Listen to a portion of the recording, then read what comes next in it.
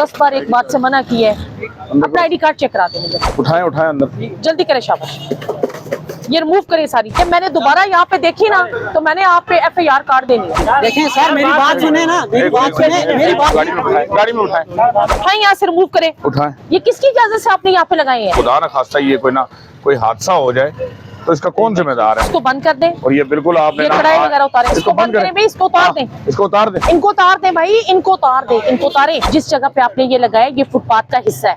ये क्लोज करें इसको, ये क्लोज करें। शटर नीचे कर, ये देखें, ये उतारें। ये रास्ते के ऊपर। ये कौन सी दुकान है आपकी? ये अंदर की तरफ लगाए। ये अंदर करो, अंदर ये करो। भी उतारे। भाई आपको सुनाई नहीं दे रहा? आप अंदर बैठ के तमाशा देख रहे हैं। इनको उतार के अंदर करें। अंदर करें। आप कस्टमर को छोड़े, पहले आप ये करें अंदर फॉलो। पहले। ये आपके फ्रेम वगैरह हम उतार लेंगे। ये इसको अंदर करें, इसको अंदर करें। ये अंदर करें, ये उतारें ताकि रोड क्लियर हो हमारा। ये अपनी दुकान के अंदर कर लें। ये उतारें, अंदर करें। इस तरह नहीं उतरता, इस तरह उतरता है ये दोबारा बाहर नहीं होगा।